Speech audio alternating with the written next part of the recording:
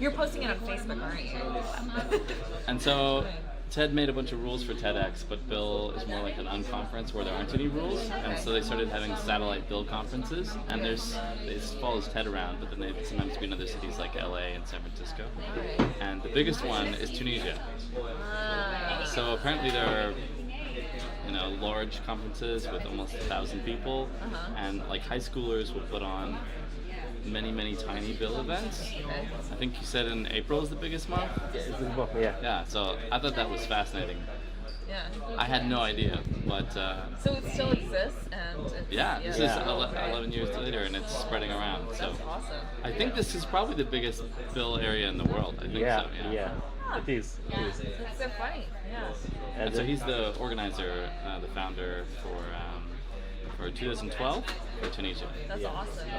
So it's the same format as TED. It's like the short talks, or it's a little different. I mean, BIL has very few rules, but generally the audience are allowed to give talks too.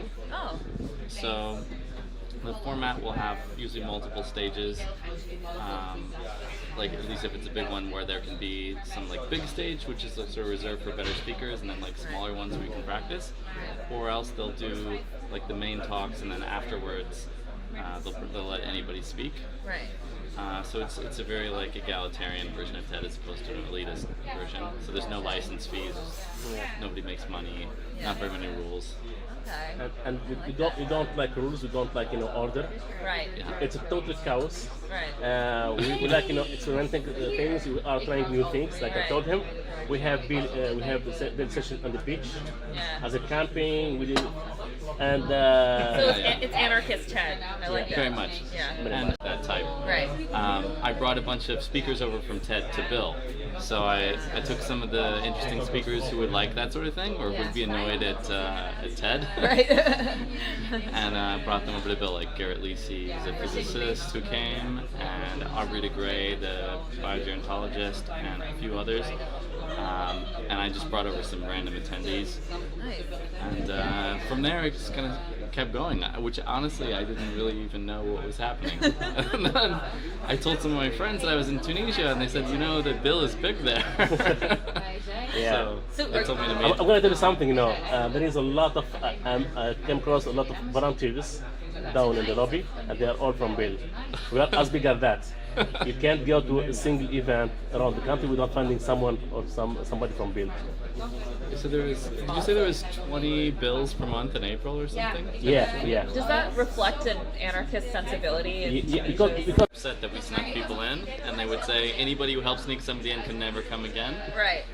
And so then BIL was created so that nearby people could go and the speakers could come over and talk to them, It's like the and they wouldn't get in cooler trouble. after party, right? Oh, that's And awesome. then we brought our own interesting friends to speak as well, and it became kind of like a thing. And we got actually permission from Chris Anderson. He said that's okay as long as you don't sneak anyone into the event anymore. But after a little bit, they started to say, "Oh wait, this is getting big. We don't like this." Right.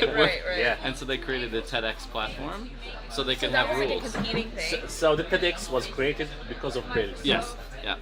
And the idea with TEDx was, okay, we're going to have licensing and naming, but even then, TED had no idea it was going to be so large. They didn't know there were going to be tens of thousands of TEDx's. Right. They thought we're going to do this to stop BIL and like create rules. Right.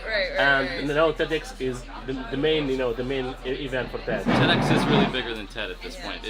And the TED staff definitely didn't understand that was going to happen. I've spoken with them a number of times, and they were very shocked by just the magnitude of success of TEDx. I feel like I've heard TED staff people say they didn't realize the brand depletion that would happen as a result of like the They were concerned about it. Right, yeah. And they've made a lot of rules to try to maintain their brand and do everything. Okay. But in the end, they basically had a choice of creating TEDx and disrupting themselves that way, or letting other things happen. TEDx is still like pretty regimented though. It is very. It is. Yeah. But It's not like this. I think that at some point TEDx is following, the steps of BIL somehow, because everything did something. Even in Tunisia, they create a new. They make rules more smooth.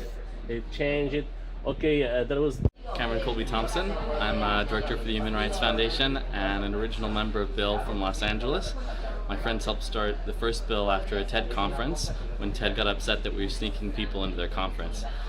They allowed us to have a BIL, which later turned into TEDx, the program that they made, and spread to different locations, both following TED to Vancouver and also spreading around the United States and over here to Tunisia. When I came here for this conference, RightsCon, my friends in the United States told me that BIL was a big event here, so I had to come check it out and find out more about what you guys are doing with BIL. And now I found out it's the biggest BIL in the world, so I want to congratulate you for your success and all your hard work, for innovating and making BIL what it is, and I hope you spread it around to other countries. Thank you very much.